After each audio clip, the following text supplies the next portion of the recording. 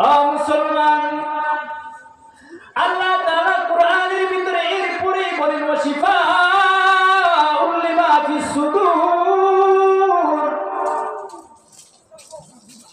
তোমরা যদি এই কোরআনের আইন অনুযায়ী চলো, কোরআনের ভিতরে যা বলা আছে, তোমাদের অন্তরের ভিতরে যে রোগগুলো আছে, যদি তোমরা দৈনন্দিন কোরআন তেলাওয়াত করো, তাহলে আমি আল্লাহ তাআলা তোমাদের জীবনের সমস্ত গুনাহগুলো মাফ করে দেব।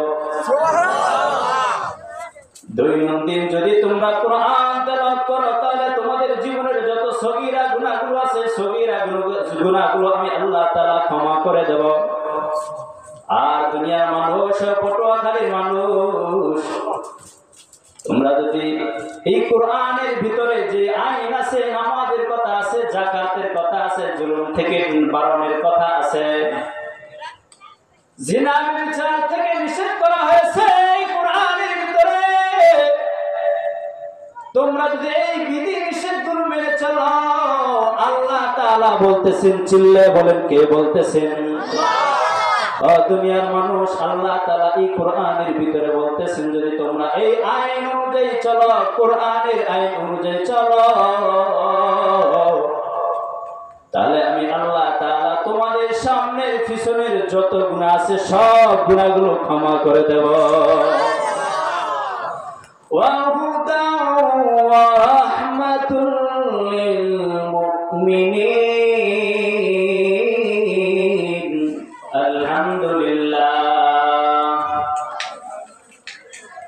আলহামদুলিল্লাহি ওয়া কাফা ওয়া সালামুন আলা ইবাদিহিল্লাযীনা ইসতাফা। আম্মা বা'দু ফাআউযু বিল্লাহি মিনাশ শাইতানির রাজীম।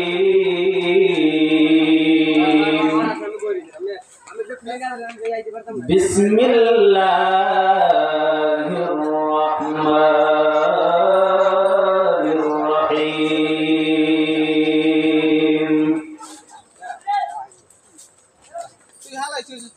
ইয়া আইয়ুহান নাসু ক্বাদ জাআতকুম মাউইযাতুম মির রাব্বিকুম ওয়া শিফাউল লিমা ফিস সুদূর ওয়া হুদাও ওয়া রাহমাতুল লিল মুমিনিন।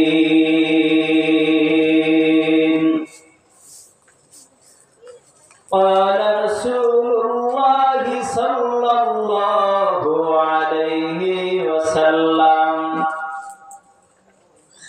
خيركم من تعلم القرآن وعلمه أو كما قال النبي عليه الصلاة والسلام।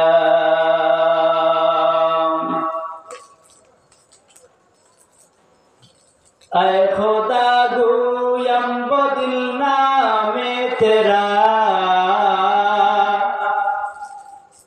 ऐ खुदा गोयम बदिल नामे तेरा, नहर हाय तस्मिया साज़े आता।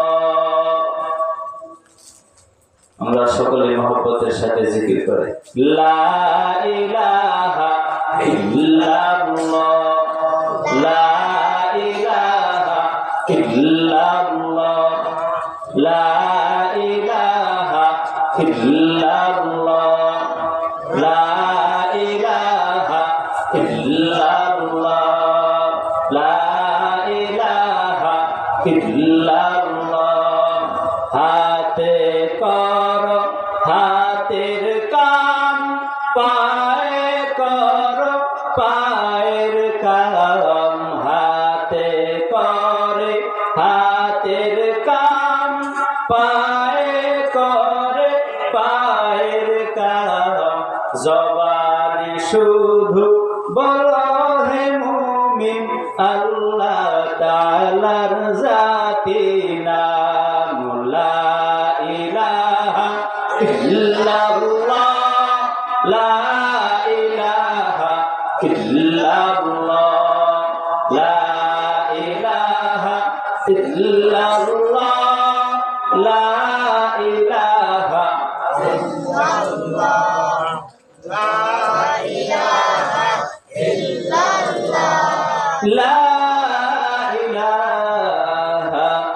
ইল্লাল্লাহু মুহাম্মাদুর রাসূলুল্লাহ।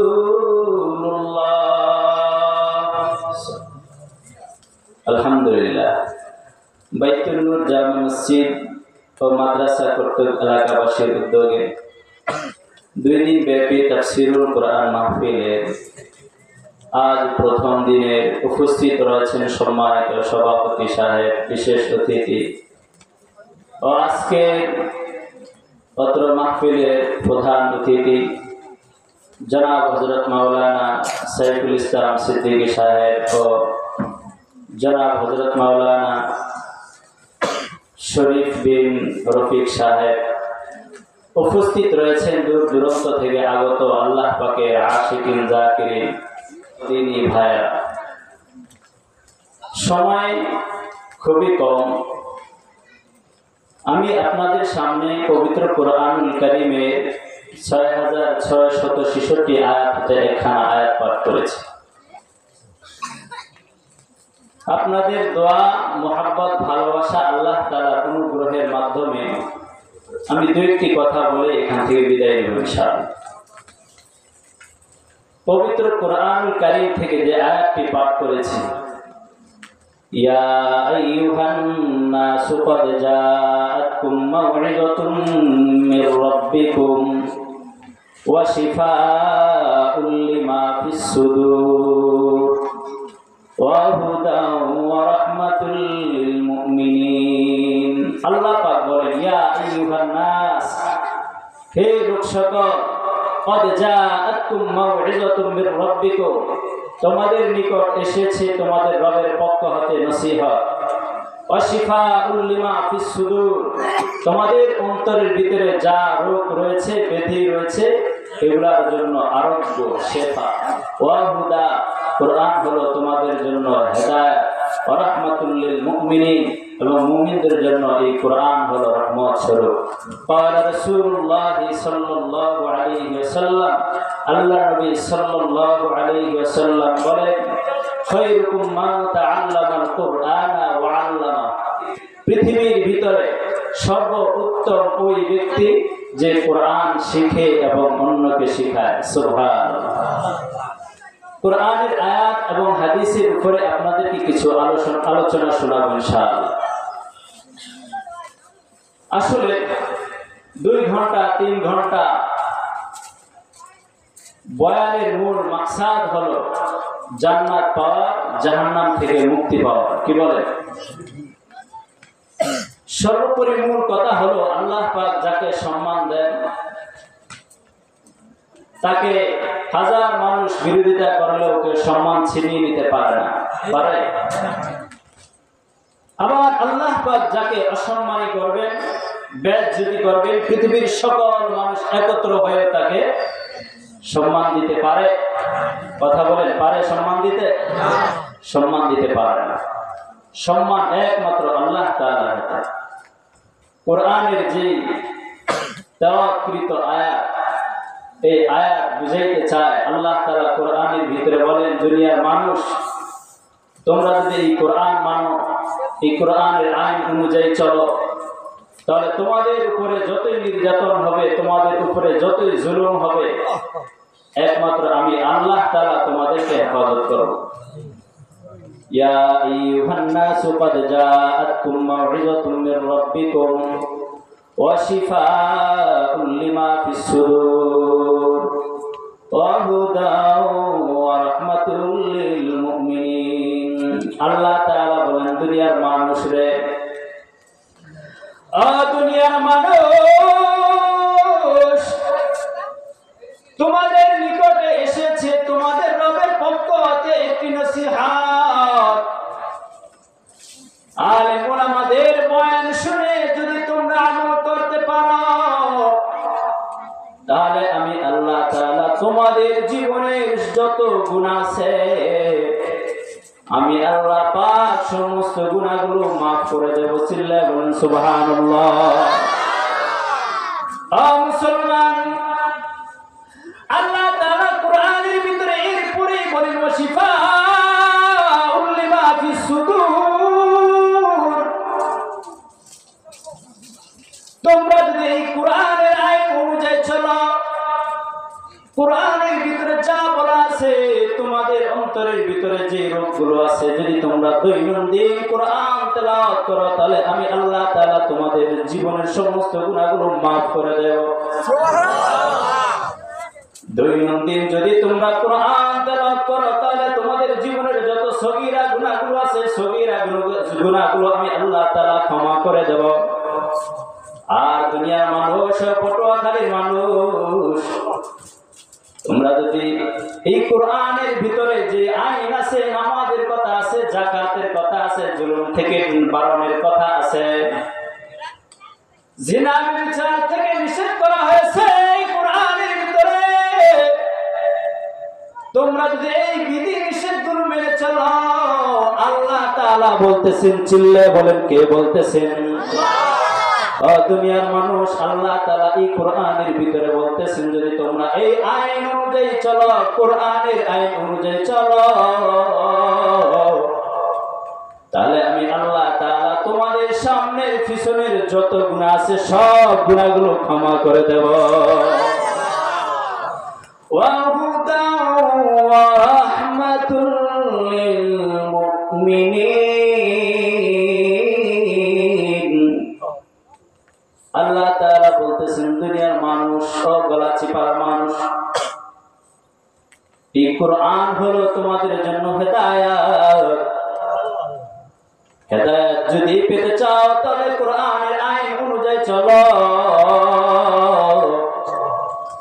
কোরআনের আইন অনুযায়ী যদি না চলো, মন গড়া চলো, তাহলে হেদায়েত থেকে বঞ্চিত হবে।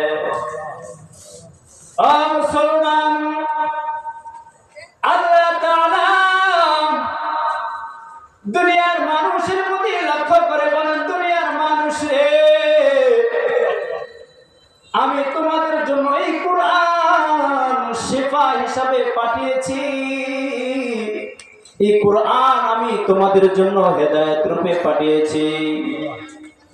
আল্লাহ তাআলা কোরআন আমাদের জন্য হেদায়েত রূপে পাঠিয়েছেন। দুনিয়ার মানুষ রে, হেদায়েত রূপে কোরআন পাঠিয়েছেন, কিন্তু আজ আমরা কোরআন থেকে হেদায়েত নিতে পারছি না।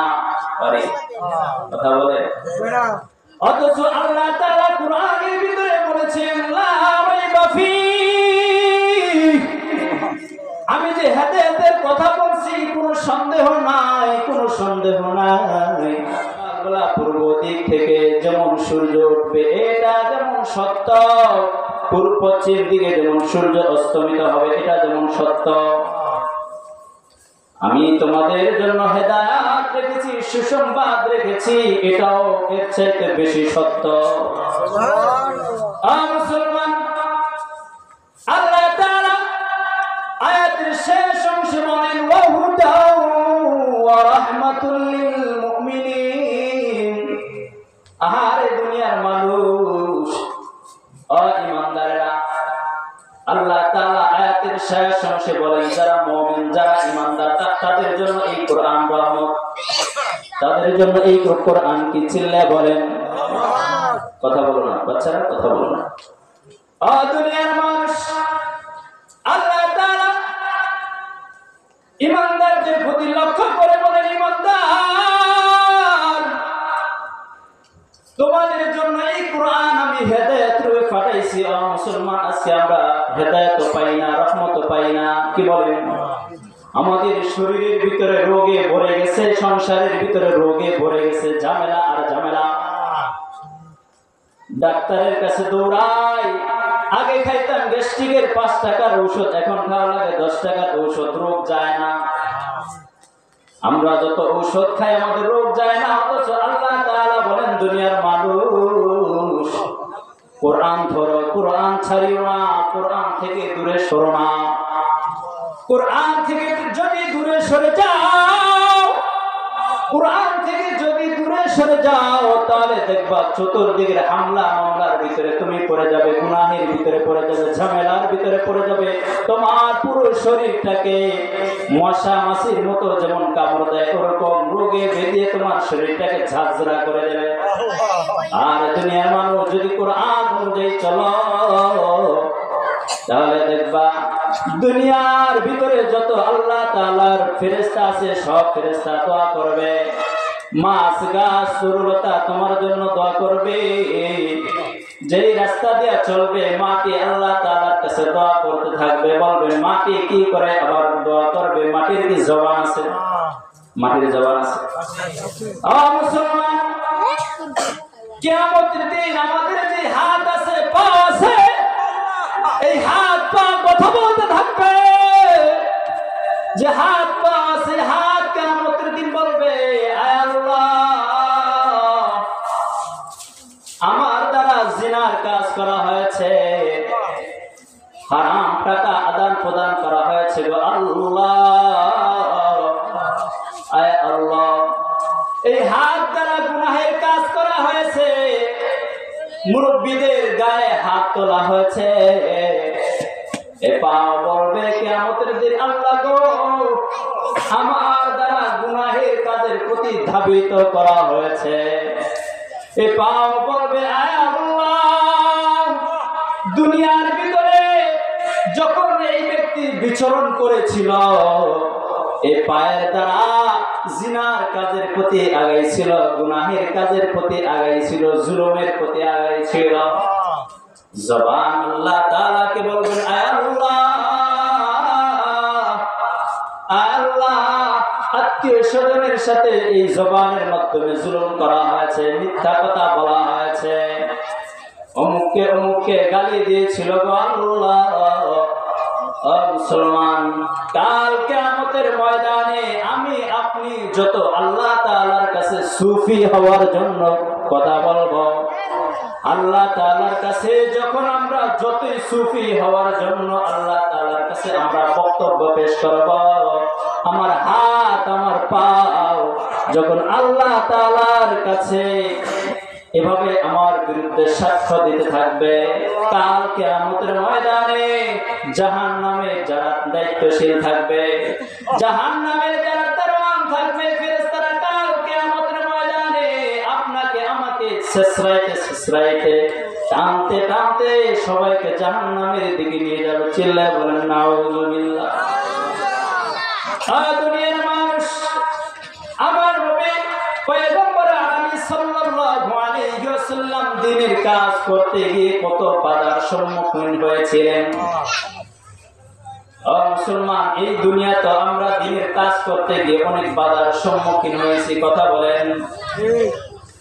দুনিয়ার মানুষ এই বাধার সম্মুখীন শুধু এই পর্যন্ত না, এটা পূর্ব থেকে এসেছে। পয়গম্বর আরবি সাল্লাল্লাহু আলাইহি ওয়াসাল্লাম যখন দ্বীনের দাওয়াত দিচ্ছিলেন, আল্লাহ নবী সাল্লাল্লাহু আলাইহি ওয়াসাল্লাম সকলেই জানেন যুদ্ধের ময়দানে মার খেয়েছেন, দান শহীদ করেছেন। দুনিয়ার মানুষ, আমার পয়গম্বর আরবি সাল্লাল্লাহু আলাইহি ওয়াসাল্লাম তায়েফের ময়দানে কঠিন মার খেয়েছেন।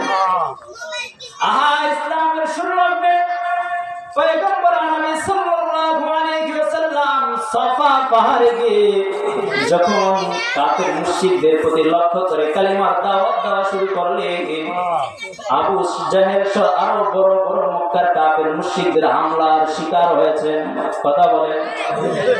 দুনিয়ার মানুষ, আল্লাহর নবী সাল্লাল্লাহু আলাইহি ওয়াসাল্লাম আল্লাহ তাআলার কাছে দোয়া করলেন, আল্লাহর কাছে দোয়া করেছেন, আল্লাহ গো দাহিয়াতুল কালবি প্রায় 700 পরিবারের নেতা, আল্লাহ দাহিয়াতুল কালবি যদি ইসলামের খাদেম হয়, আল্লাহ ইসলামের অনেক কাজ হবে, তার মাধ্যমে ইসলামের অনেক কাজ হবে, আল্লাহ গো দাহিয়াতুল কালবিকে আপনি ইসলামের খাদেম বানিয়ে দেন। দাহিয়াতুল কালবির ব্যাপারে পয়গম্বর আরবি সাল্লাল্লাহু আলাইহি ওয়াসাল্লাম যখন দোয়া করলেন, আল্লাহ তাআলা তো দোয়া কবুল করে ফেললেন। দাহিয়াতুল কালবি মুসলমান হওয়ার জন্য দৌড়ায়, পয়গম্বর আরবি সাল্লাল্লাহু আলাইহি ওয়াসাল্লামের দরবারে দৌড়ায়, দাহিয়াতুল কালবি ইসলাম গ্রহণ করার জন্য প্রায় 700 পরিবারের নেতা, অর্থাৎ 700 পরিবার দাহিয়াতুল কালবির অধীনে চলে। 700 মানুষ না 700 পরিবার? কয়েক হাজার মানুষ, 700 পরিবার। এক এক পরিবারে অনেক মানুষ থাকে না, থাকেনি? এক এক পরিবারে 8জন 10জন 20জন 50 এরকম মানুষ থাকে না। এভাবে 700 পরিবারের নেতা দাহিয়াতুল কালবি। সুবহানাল্লাহ। পয়গম্বর আলী সাল্লাল্লাহু আলাইহি ওয়াসাল্লাম দোয়া করলেন, আল্লাহ গো, দাহিয়াতুল কালবিকে আপনি ইসলামের খাদেম বানিয়ে দেন। আল্লাহ তাআলা দাহিয়াতুল কালবির মনটাকে ইসলামের প্রতি ঝুঁকিয়ে দিয়েছেন। দাহিয়াতুল কালবি দৌড়ায় পয়গম্বরের কাছে ইসলাম গ্রহণ করার জন্য। দুনিয়ার মানুষ, দাহিয়াতুল কালবি রাসূলের কাছে গিয়ে বলে, ইয়া রাসূলুল্লাহ, ইয়া হাবিবাল্লাহ, ও পয়গম্বর, জীবনে কম পাপ করি নাই, জীবনে কম পাপ করি নাই। ও পয়গম্বর, আমি আপনার কদমে মাথা ঝুঁকে দিলাম। ও পয়গম্বর, আমি আপনার কদমে মাথা ঝুঁকে দিলাম। আপনি আমাকে কালিমা পড়ায়া মুসলমান বানিয়ে দেন।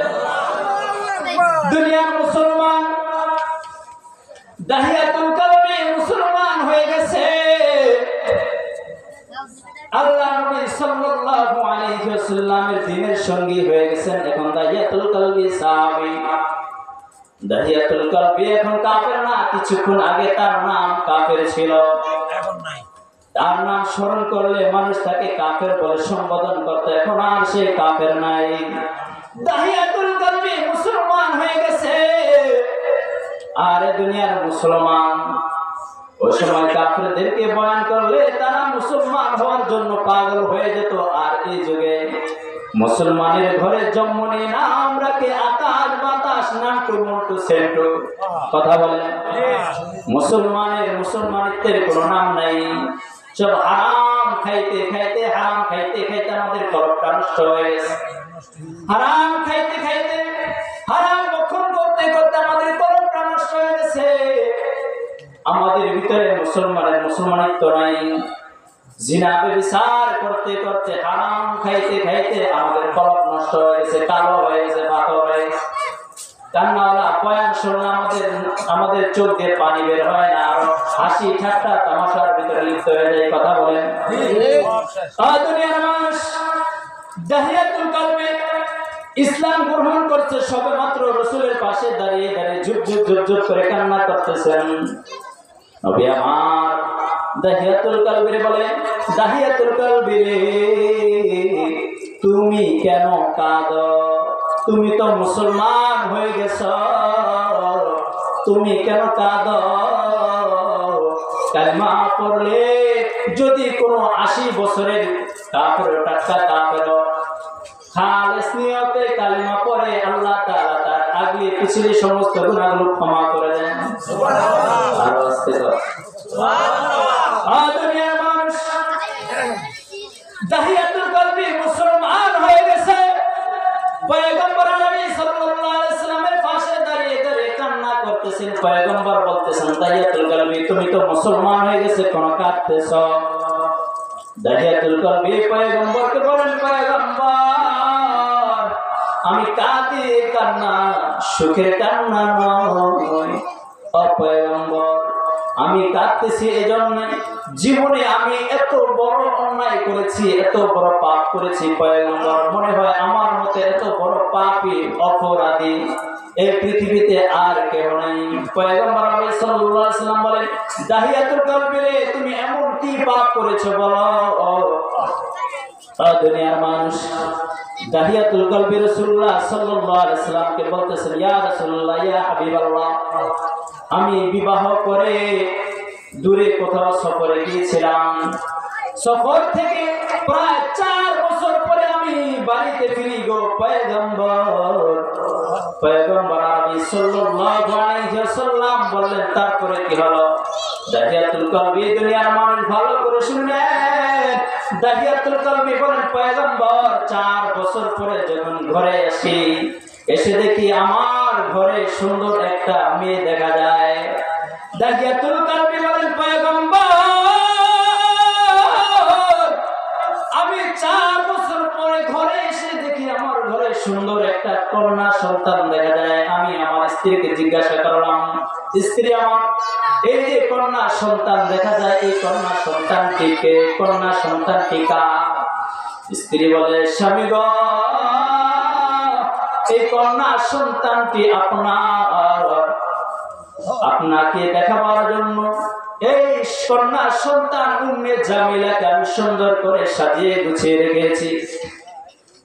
দীর্ঘ 4 বছর ধরে এই কন্যা সন্তানকে আমি সাজিয়ে গুছিয়ে রেখেছি আপনাকে দেখাবার জন্য। দাহিয়াতুল কলবির মাথাটা গরম হয়েছে, দাহিয়াতুল কলবি তার মাথা গরম হয়েছে, মেজাজটা গরম হয়েছে।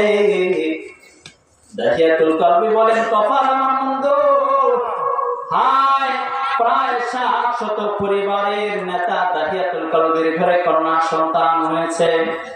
আমি 4 বছর পর্যন্ত বাসায় ছিলাম না, দেশে ছিলাম না, এখন বাড়িতে আসছি, এলাকায় চলাফেরা করবো, মানুষ যদি জানে দাহিয়ার ঘরে কন্যা সন্তান হয়েছে, মানুষ ঘৃণা করবে, মানুষ ঘৃণা করবে, মানুষ থুতু ফেলবে। হায় প্রায় 700 পরিবারের নেতা দাহিয়ার ঘরে কন্যা সন্তান হয়েছে, মানুষ ছিছি করবে।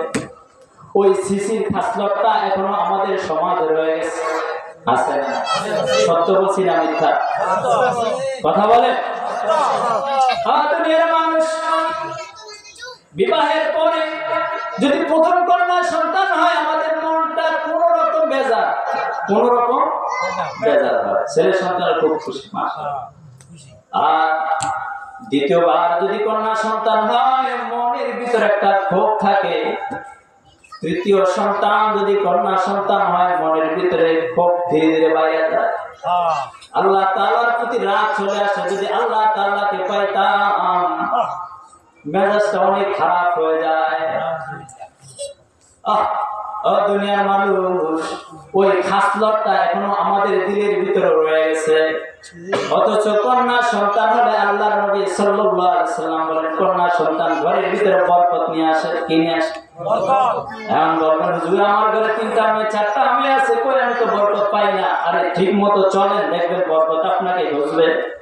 কথা বলেন, ঠিক মতো চলেন, কোরআন যেভাবে চলে, কোরআন যেভাবে বলে, কোরআনের আইন অনুযায়ী চলে, কোরআনের আইন অনুযায়ী চললে দেখবেন বরকত আপনাকে খুঁজবে, আপনার বরকত খোঁজার কোনো প্রয়োজন হবে না। দাহিয়াতুল কলবি পয়গম্বরকে বললেন, ইয়া রাসূলুল্লাহ, ইয়া হাবিবাল্লাহ, আমি আমার স্ত্রীকে বললাম, স্ত্রী গো, উম্মে জামিলাকে সুন্দর করে সাজিয়ে দাও, আমি বেড়াইতে যাব। উম্মে জামিলাকে স্ত্রী সুন্দর করে নতুন জামা পরে সুন্দর করে সাজিয়ে গুছিয়ে দিলেন। দুনিয়ার মানুষ, দাহিয়াতুল কলবি উম্মে জামিলাকে নিয়ে খোলা ময়দানের ভিতরে চলতেছে। কন্যা সন্তান জানে না আমার আজকের শেষ দিন, বাবার হাতে আমি আজকে আমার মৃত্যু হবে, বাবার জুলুমের শিকার হব আমি। কন্যা সন্তান ছোট মেয়ে উম্মে জামিলা জানে না। দুনিয়ার মানুষ, উম্মে জামিলা যদি জানতো তাহলে বাবার সঙ্গে কখনো যেত না। আপনারা কি বলেন? যেত, যেত। উম্মে জামিলা যদি জানতো তাহলে বাবার সঙ্গে যাইতো না। আমার দুনিয়ার মানুষ, উম্মে জামিলা জানে না আজকে তার শেষ দিন, এরপরে আর সে মায়ের মুখ দেখবে না, আজকে তার শেষ দিন। উম্মে জামিলা বাবার সঙ্গে খেলাধুলা করতে করতে করতে করতে পথ চলতেছেন। উম্মে জামিলা বাবার সঙ্গে চলতেছেন, বিশাল এক মরুভূমির ভিতরে চলে গেছে। বাবা গর্ত খনন করতেছেন, উম্মে জামিলা পাশে খেলাধুলা করতেছেন। দুনিয়ার মানুষ, প্র্যাকটিক্যালি যদি আপনাদেরকে দেখানো যেত তখন আপনারা ভালো করে বুঝতেন। আমি জানি না মুখের ভাষায় আপনাদেরকে কতটুকু বুঝাইতে পারবো। দুনিয়ার মানুষ, বাবা গর্ত খনন করতেছে, উম্মে জামিলা পাশে খেলাধুলা করতেছে। বাবা যে গর্ত খনন করতেছেন ওখান থেকে মাটি এই দাড়ির ভিতরে আইসা ঢোকে। উম্মে জামিলা খেলাধুলা করেন আর দূর থেকে দৌড়ে এসে এই দাড়ির ভিতর থেকে ছোট্ট ছোট্ট চাকগুলো সরাই দেন। উম্মে জামিলা দূর থেকে এসে বাবার এই দাড়ির থেকে ছোট্ট ছোট্ট মাটির কণাগুলো মাটির চাকাগুলো সরাই দিতেছেন আর দূরে গিয়ে খেলাধুলা করতেছেন। কিছুক্ষণ পর বাবার প্রতি লক্ষ্য করেন, বলেন বাবা তুমি এই গর্ত দিয়ে কি করবে, গর্ত খনন করতেছো কেন? বাবা বলে তুমি দূরে গিয়ে খেলাধুলা করো, কিছুক্ষণ পর বুঝতে পারবে। পটুয়াখালীর মুসলমান কেমন নিষ্ঠুর বাবা! দাহিয়াতুল কলবি ইসলাম গ্রহণ করার পর পয়গম্বর আরবি সাল্লাল্লাহু আলাইহি ওয়াসাল্লামের পাশে দাঁড়িয়ে পয়গম্বরকে ঘটনা শুনাইতেছেন আর পয়গম্বরের চোখ দিয়ে ঝুপ ঝুপ ঝুপ ঝুপ করে পানি পড়তেছে। পয়গম্বর আরবি সাল্লাল্লাহু আলাইহি ওয়াসাল্লামের চোখ দিয়ে ঝুপ ঝুপ ঝুপ ঝুপ করে পানি পড়তেছেন। দাহিয়াতুল কলবি বলেন পয়গম্বর আমি গর্তটা খনন করে আমার সুন্দর মেয়ে উম্মে জামিলাকে গর্তের ভিতরে রাখলাম, চতুর্দিকে মাটি চাপা দিতেছি। মাটি যখন তার এই বুক পর্যন্ত চলে আসে তার চোখ দিয়ে দেখি টপ টপ টপ টপ করে পানি পড়তেছে না, বলতেছে বাবা দীর্ঘ 4 বছর পর্যন্ত তোমার অনেক সুনাম শুনছি গো বাবা। ও বাবা দীর্ঘ 4 বছর পর্যন্ত মায়ের কাছ থেকে তোমার সুনাম শুনেছিলাম, তোমার কখনো বদনাম শুনে নেই গো বাবা। যদি জানতাম তোমার হাতে আমার প্রাণ যাবে তাহলে আমি তোমার সঙ্গে কখনো আসতাম না গো বাবা। মায়ের কাছে যদি কখনো তোমার বদনাম শুনতাম তোমার সঙ্গে কখনো এই মরুভূমির ভিতরে আমি আসতাম না। দুনিয়ার মানুষ দাহিয়াতুল কলবি তার সন্তান উম্মে জামিলাকে ধীরে ধীরে ধীরে ধীরে মাটি চাপা দিতেছেন। জাহিলি যুগের হালত ছিল এই, কন্যা সন্তান হলে তাদেরকে মাটি চাপা দিয়ে মেরে ফেলত। আল্লাহ তাআলা আরেকটা সবচেয়ে বড় পরীক্ষা নিয়েছিলেন হযরতে মূসা পয়গম্বর আলাইহিস সালাতু ওয়াস সালামের জামানায়। ইউযাব্বিহুনা আবনাআকুম ওয়া ইস্তাহিয়ুনা নিসাআকুম ওয়া ফি যালিকুম বালাউম মির রাব্বিকুম আযীম। আল্লাহ তাআলা দুনিয়ার জমিনে মূসা আর ফিরআউনের লড়াই লাগিয়েছেন। এর মাধ্যমে আল্লাহ তাআলা দুনিয়ার মানুষদের থেকে একটা বড় পরীক্ষা নিয়েছেন। সেই পরীক্ষা হলো ইউযাব্বিহুনা আবনাআকুম ওয়া ইস্তাহিয়ুনা নিসাআকুম। আল্লাহ তাআলা পরীক্ষা নিয়েছিলেন ছেলে সন্তানদেরকে হত্যা করো, জবাই করো আর মেয়ে সন্তানদেরকে জীবিত ছেড়ে দাও। ও দুনিয়ার মানুষ, পরিশেষে আল্লাহ নবী সাল্লাল্লাহু আলাইহি ওয়াসাল্লাম আমাদের প্যারা নবী দো জাহানের সরকার যখন দুনিয়াতে আগমন করেছেন, দুনিয়াতে আগমন করার ফলে আল্লাহ তাআলা ধীরে ধীরে এই নিয়মগুলো উঠিয়ে নিয়েছেন। কোরআনের আইন, কোরআনের অনুযায়ী যদি আমরা চলি, দুনিয়ার মানুষ অতীতকালে যেমন জুলুম নির্যাতন হয়েছে এই জুলুম নির্যাতন থেকে আল্লাহ তাআলা আমাদেরকে ক্ষমা করবেন। আর আল্লাহ তাআলা ইয়া আইয়ুহান নাস দিয়ে যে কথাটি বলেছেন, কোরআন দ্বারা তোমাদের জন্য নসিহতের ব্যবস্থা করেছি, কোরআন দ্বারা তোমাদের জন্য আমি শেফার ব্যবস্থা করেছি। দুনিয়ার মানুষ, অত্র এলাকায় একটা মাদ্রাসা আছে, সন্তানটাকে ওই মাদ্রাসায় দেবেন, নাতিকে মাদ্রাসায় দেবেন, নিজে আলেম হইতে পারেন নাই, নিজের স্ত্রীও আলেমা না, নিজে কোরআন পড়তে পারে না, আলহামদুলিল্লাহ সূরা পড়তে পারে না, ইয়াসিন সূরা পড়তে পারে না। আপনার সন্তানটাকে যদি কোরআন তেলাওয়াত শিক্ষা দেন, কোরআনের বাণী শিক্ষা দেন, মাদ্রাসায় এনে দেয়, এই যে আপনি মাদ্রাসায় আপনার নাতি আপনার ছেলেকে আইনা দিবেন, আবার বাসায় যাবেন, প্রত্যেক কদমে আল্লাহ তাআলা নেক দিয়ে দিবেন। সুবহানাল্লাহ। কোরআনের যে কাজটি করবেন আল্লাহ তাআলা আপনাকে নেক দিয়ে দিবেন। ও দুনিয়ার মানুষ, সেজন্য আমি বললাম কোরআনের আইন অনুযায়ী চলেন। দৈনন্দিন আপনি কোরআন তেলাওয়াত করেন, বলবেন হুজুর আমি তো কোরআন তেলাওয়াত জানি না, কোরআন শরীফ পড়তে জানি না, তাহলে আপনি কি আলহামদুলিল্লাহ সূরাটা পড়তে পারেন না? আলহামদুলিল্লাহ সূরার ভিতরে কিন্তু বহু হরফ রয়েছে। আল্লাহ নবী সাল্লাল্লাহু আলাইহি সাল্লাম বলেন, স্বয়ং আল্লাহ তাআলা নিজে কোরআনের ভিতরে বলে আলিফ লাম মিম, আলিফ এক হরফ, লাম এক হরফ, মিম এক হরফ। আল্লাহর নবী স্বয়ং আল্লাহ নিজেই বলেন একটা হরফ পড়ার বিনিময় আল্লাহ তাআলা তোমার আমলনামায় 10টা নেক জমা করে দেবেন। আলিফ লাম মিম 3টা হরফ পড়লাম আল্লাহ তাআলা 3টা নেক দিয়ে দিয়েছে। আপনি যদি কোরআন তেলাওয়াত করতে না পারেন, দেখে দেখে পড়তে না পারেন, শুধু আলহামদু সূরাটা পড়েন, কুল আউযু বিরাব্বিন নাস জানা থাকলে পড়েন, কুল হুয়াল্লাহু আহাদ জানা থাকলে পড়েন, আল্লাহ তাআলা দেখবেন এগুলো এই আমল করার দ্বারা আল্লাহ তাআলা এই আমল করার দ্বারা আমাদের জীবনের সমস্ত গুনাহগুলো মাফ করে দেবে। দুনিয়ার মানুষ শুধু কি তাই, আজকে আমাদের দিনের ভিতরে জিনা, ব্যভিচার, সুদ, ঘুষ যেভাবে ঢুকে গেছে, এগুলো যদি আমরা পরিহার করতে পারি তাহলে আপনি আমি ধারণা করতে পারবো যে হ্যাঁ, আংশিক হলেও আপনি আমি কোরআনের আইন অনুযায়ী চলতে পারি। তো আমরা সবাই কোরআনের আইন অনুযায়ী চলবো তো ইনশাআল্লাহ? ইনশাআল্লাহ চলবো। আল্লাহ সুবহানাহু ওয়া তাআলা আমাদের সবাইকে কবুল করুন। ওয়া আখিরু দাওয়ানা আলহামদুলিল্লাহি রাব্বিল আলামিন। আসসালামু আলাইকুম ওয়া রাহমাতুল্লাহি ওয়া বারাকাতুহু।